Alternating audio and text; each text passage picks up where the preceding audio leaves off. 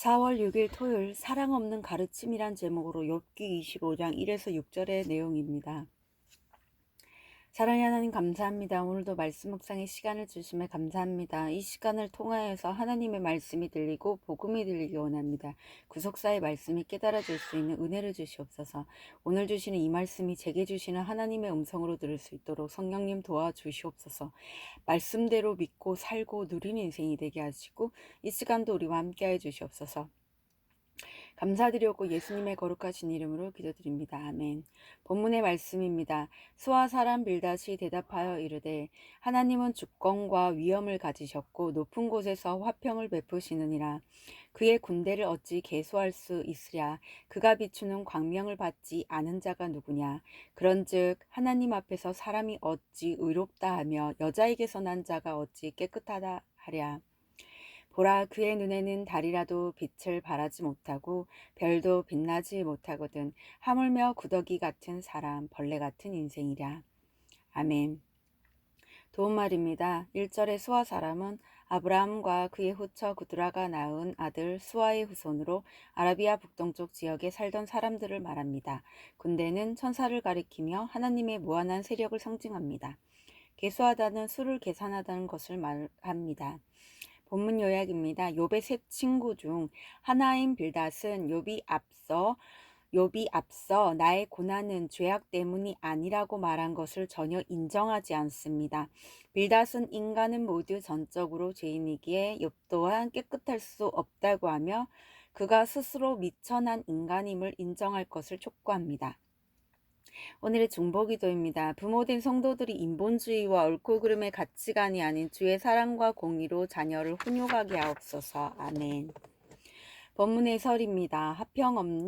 첫 번째 하평 없는 화평의 말. 1에서 2절의 내용입니다. 하나님의 위대하심을 강조하는 빌닷의 주장은 그 내용만 보면 틀리지 않습니다. 하지만 빌닷은 마치 욥의 신앙 고백을 들은 적이 없는 사람처럼 자신이 가지고 있는 하나님에 대한 지식을 그를 비난하는 데 쓰고 있습니다. 하나님이 높은 곳에서 화평을 베푸신다는 그의 주장은 한편으로는 맞지만 고난 중에 있는 친구에게 주장할 말은 아닙니다.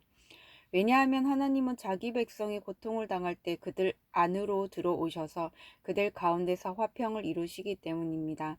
적용 질문입니다. 큰 고난에 처한 가족이나 지체들에게 긍휼함 없는 훈계로 더 큰 상처를 준 적은 없습니까? 두 번째, 무지한 판단 3에서 4절의 내용입니다. 욥은 고난이 자신을 순금으로 만들어가는 하나님의 훈련 과정이라 믿고 이에 순종하고 있습니다. 하지만 욥의 이런 깨달음을 빌닷은 알지 못합니다.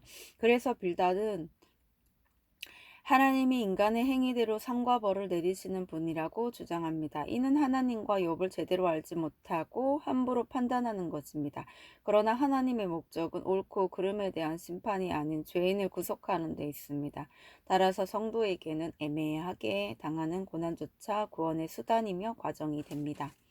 적용 질문입니다. 내가 지식으로만 아는 하나님을 사랑 없이 전함으로 상대방을 질리게 하지는 않습니까? 세 번째, 자신을 향해야 할 탄식.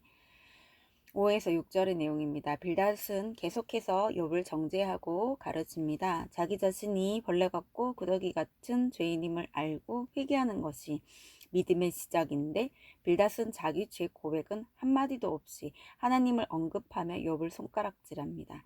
사람에 대한 관심 없이 욥에게 말로 상처 주는 빌닷의 모습에는 주님을 인격적으로 만난 성도의 사랑이 없습니다.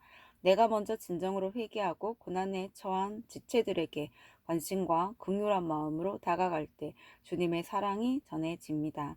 적용 질문입니다. 내 죄를 보지 못한 채 다른 사람의 죄만 들추어 내려고 하진 않습니까?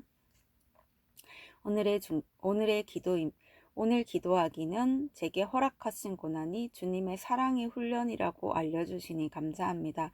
저를 회복시키실 하나님을 신뢰하며 이 고난을 잘 통과할 수 있도록 힘을 주옵소서. 또한 고난당하고 있는 지체를 쉽게 정죄하거나 충고하나 어리석음을 행하지 않도록 제 마음과 입술을 붙잡아 주옵소서. 아멘. 묵상 간증입니다. 모든 것이 하나님께로부터란 제목으로 안주은님의 말씀 적용글입니다. 하나님은 남편의 외도와 주식으로 망하는 사건을 겪고 힘들어하는 저를 교회로 인도해 주셨습니다. 공동체에서 저는 말씀으로 저의 모습을 돌아보며 내 죄가 남편의 죄보다 크고 현재의 고난이 내 죄보다 더 가볍다는 것을 깨닫고 회개할 수 있었습니다. 그리고 남편에게 어떤 정죄와 비방의 말도 하지 않기로 적용했습니다.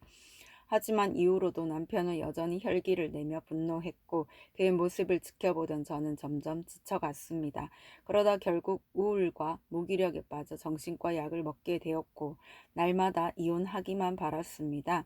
그런데 주일 설교를 주중에 5번 이상 다시 들으며 말씀만 간절히 붙들고 가다 보니 하나님의 도우심으로 욥기를 묵상하며 이 상황을 해석할 수 있었습니다.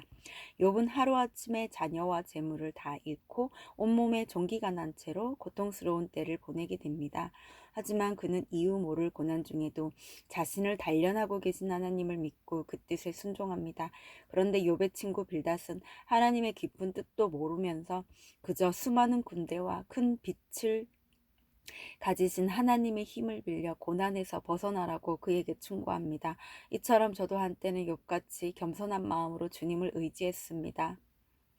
그러나 믿음이 강한 공동체에 속해 있다 보니 어느새 제 믿음도 좋다고 착각하게 되었습니다. 그래서 영적 교만으로 변하지 않을 것 같은 남편을 무시하고 눈에 보이는 환경만 보며 낙심했던 것입니다. 이렇게 제 마음이 힘든 이유를 알게 되자 그동안 하나님의 은혜로 살아온 세월을 잊고 내 뜻대로 안 된다며 이혼을 택하려 한 제 모습이 부끄러워졌습니다. 그럼에도 날마다 주시는 말씀으로 모든 것이 하나님께로부터 왔다고 고백하게 하시는 하나님께 감사드립니다. 지금껏 하나님이 우리 가정을 지켜주셨듯이 앞으로도 우리 가족을 구원해 주실 것을 믿고 나아가기 원합니다. 이분에 적용하기는 남편이 화낼 때마다 주님이라면 어떻게 하셨을까 생각하며 인내하겠습니다. 남편과 자녀들의 구원을 위해 자기 전에 5분간 애통한 마음으로 기도하겠습니다. 입니다.